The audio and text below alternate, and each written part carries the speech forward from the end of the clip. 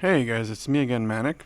I want to start off the video by saying that I need to make an apology. One of my last videos, I was a bit too hasty regarding Saints Row. I made a quick little video about everyone online being a bit too hasty themselves in regards to rating or criticizing the game. But it actually turns out that a lot of the complaints they're making online and still are making online are actually kind of true. I know what you're thinking. He's making an apology. Yes, me, Manic, one of the most influential YouTubers on this platform. I had a terrible case of what you might call nostalgiitis, which is inflammation of the nostalgia or the memory. I still am, a big fan of the Saints Row series. I own all four games, played all four, enjoyed all four of them. So in my head, I thought, well, they're coming out with a brand new, revamped, sure, but a brand new Saints Row on a next gen console. Surely it cannot be that terrible, or it can't be terrible. I mean, how could it be? But as I am right now, I'm a little over 4 hours in, and I gotta tell you, I've basically done everything that the game has to offer. Not saying that I've passed everything. The big issue when it comes to big sandbox open world games, you see the same thing with Assassin's Creed. You see the same thing with any other just giant open world game, even the Division, is repetition. And Saints Row also, like those games, they suffer from constant repetition. Just over and over and over, doing the same thing over and over. Maybe packaged in a different way, maybe in a different level, different area of the map, or maybe with a different character that you are focusing on or interacting with. But it's the same mission. You shoot them up, shoot a bunch of gang members, shoot a bunch of cars, blow up a bunch of cars, right on the hood of a car, right on the rooftop of a car. And that's basically it. The side hustles will make it less terrible, if that makes any sense, because they're a little fun. Like the riding shotgun, the first two are fun, but like I said, after you keep doing more than two or three, it's literally the exact same thing. The only thing is that it just raises an intensity. Maybe there's a higher level of notoriety that follows you. You get an extra gun to defeat them. But they give you two options. You can either sit in the car and shoot through the window, or you can go on top of the roof of the car and have more of a variety of weapons that you can use. It's almost impossible to pass it on top of the roof of the car because you literally have no cover, so your health just drains quickly, and it's just not fun. The only way you can do it, at least survive longer to pass the mission, is if you're in the car and you shoot through the window because at least you have some cover and you can't regenerate blood when you're outside, or health, just say, when you're outside on top of the car. And that's with me dropping the sponge level of the enemies down to zero. Now that's actually a pretty good feature that they put. You could actually lower or raise how tough or how spongy the enemies are. The default was at 5, and at 5 they're super spongy. So me being a nostalgic, I thought, well, if I'm playing Saints Row, I should be able to kill these dudes in one hit in the head. Because if you ever played the first one, those guys are like they're like porcelain dolls. You just shoot them and they go flying and they're dead. Because normal people, it's a little bit more realistic. So I dropped it down to 0. But even at 0, they still take a couple hits depending on who you're fighting. But generally, if you give them a headshot, they do die instantly. So it does make it a little more fun, at least for me. I'm not looking into dropping a whole 10 clips on one dude because he just can't be dropped. It's not necessarily that they make the AI harder. It just makes it harder to kill. And I'm not down with that because that's not fun for me, at least. So I dropped them down to 0. And there's a little bit of issues here and there regarding the game. Like the sound effects of the action scenes. Some of the scenes, the sound isn't there, or it doesn't match the action in the scene. I remember the last one, I was driving a cop car, I believe, and there was no sound. There was no sound of the tires, no sound of the tires screeching when I drift. There was no sound of anything. It was like if I was driving a silent car. Now, when it comes to the acting is there. The voiceovers are pretty good, in my opinion, but the script, the writing, it's a little off for me. Sometimes a little, not too much, but a little cringy. maybe a little try hard, if you want to say. I understand what kind of game they're going for, and they really went for it. I mean, they swung for the fences when it comes to Saints Row. I mean, generally, Saints Row is supposed to be over the top. That's the reason why it's how it differentiated itself from GTA. GTA kind of stressed more for being somewhat realistic to real life, whereas in Saints Row was more like cartoony real life. But this game definitely tries to hit on that. But at the same time, it kind of feels like it tried to touch a little more on realism, and it just doesn't work, especially with the dialogue. And then with the main story, I mean, if you've probably seen or have heard, so you're essentially your character is roommating with three other characters, and they're supposed to be best friends. But two of those friends, each one of those two friends are in a different gang. So I haven't progressed too far into the story as to why that is, but right off the bat, it doesn't make any sense. Like, why would two opposing gang members live in the same house and have the type of love and care that they tend to be showing throughout the intro? Basically, showing or depicting that they are best friends, that they die for each other. And then constantly, those two characters that are in opposing teams, they tend to always call you when their gang is about to hit something or they're about to hit the place that you're at, essentially giving you like a heads up or telling you, hey, they're about to steal this, you should probably stop them. Like, why? Like, it doesn't make any sense. Again, I haven't gone through the storyline yet. Maybe they'll explain all that. Maybe they've been friends even before, since they were kids or something.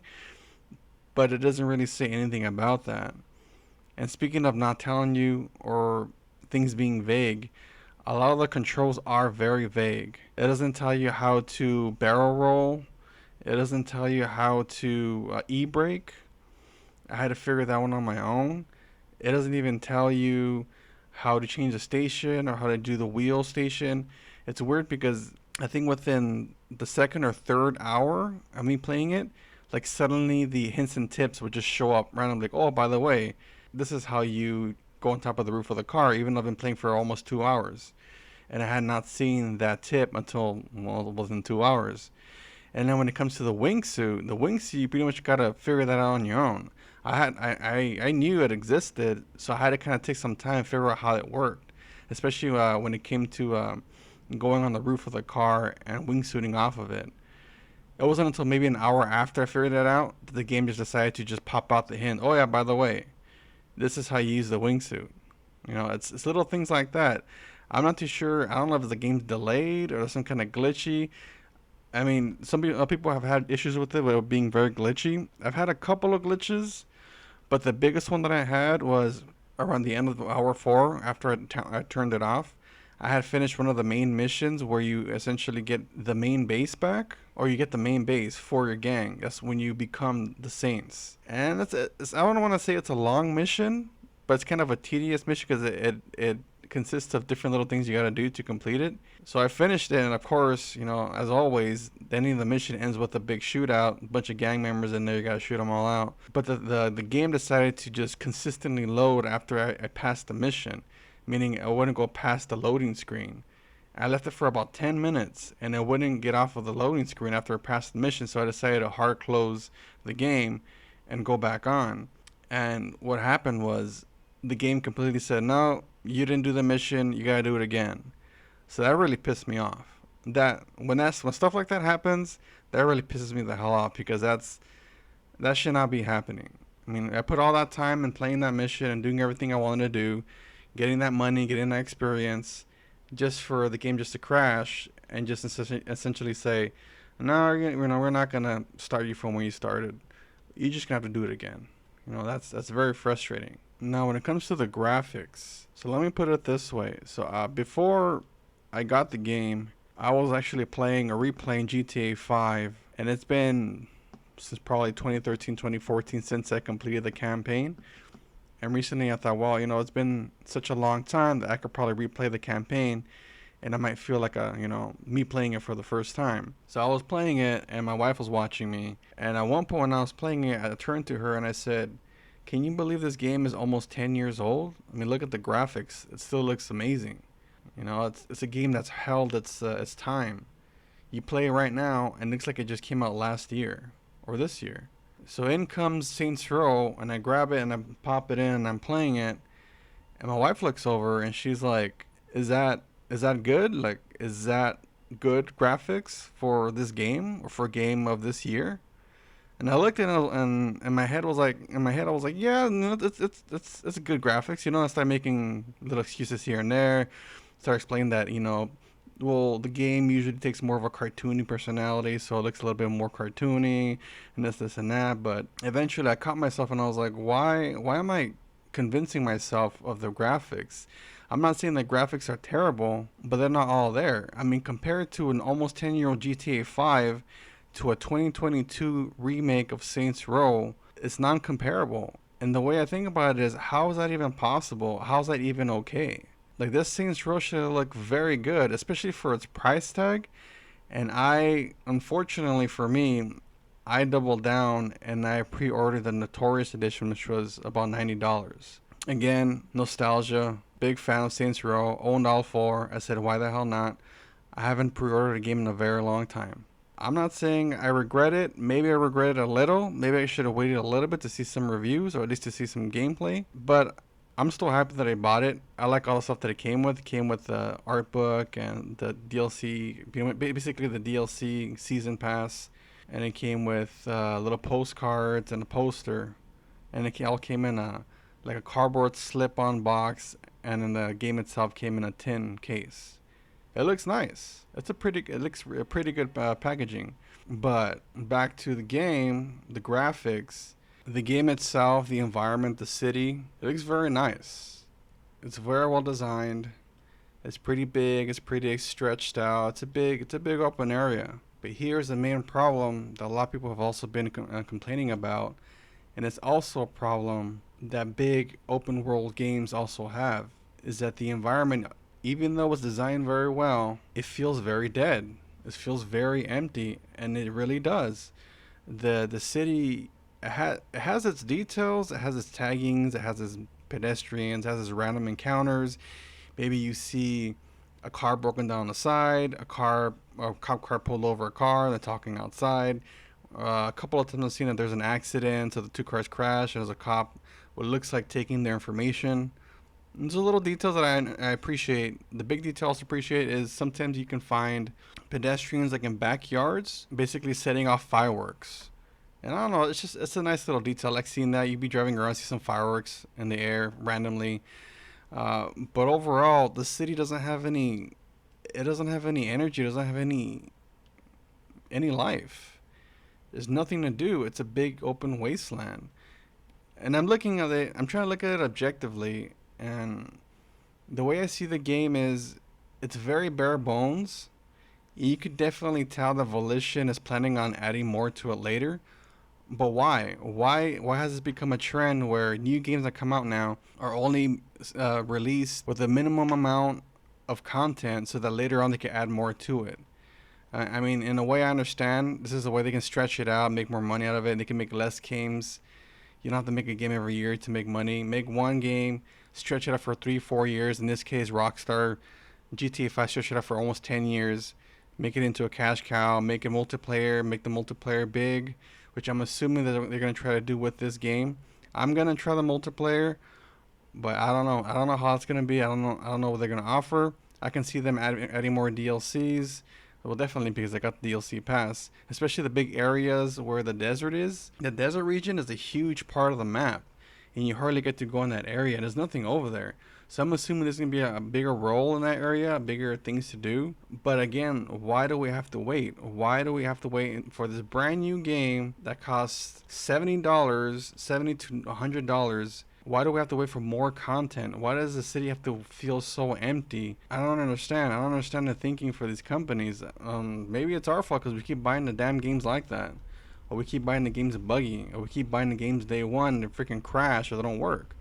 Man, look at Battlefield 2042. Awful. A pile of garbage mess that happened over there. But I mean, overall, like I said, I still haven't finished playing the game. And I'm going to finish playing it. It's just what I'm going to do. Because like I said, I am a fan, even though I'm not really high on this game right now. I'm gonna finish it. I'm gonna play right through it. Maybe make one more review by the time I finish it, and maybe talk more about the storyline since I've seen the whole thing and maybe more of the gameplay. But my excitement for playing this game has definitely gone way down. And it's a bit of a shame because I was really excited for this game and there's been so much hype for this game. It was crazy. But I should have been suspicious when I was watching those teaser trailers. They were showing a lot more cutscenes and gameplay. It wasn't until towards the end though they were gonna release it. There was some gameplay, but they kept showing the same thing, which was like those perks, the perks that you use to, I don't know, you grab a person, put a grenade in them, and toss them to the other people to blow up. Oh, by the way, that's a cool feature, but after you do it 3 or 4 times in a row, which is basically the exact same animation every single damn time, it gets really, really old. It loses its cool factor. And unfortunately, that's the game in a nutshell. Is you do things so many times that it's cool, it's fun, it's quirky factor of the game completely slips away. So hopefully you guys enjoy my review. If you have any comments, any suggestions, if I missed anything, go ahead and comment below. I would appreciate if you dropped a like. If you have not subscribed yet, I would appreciate that as well. You guys have a good one, and I'll see you next time on the next review.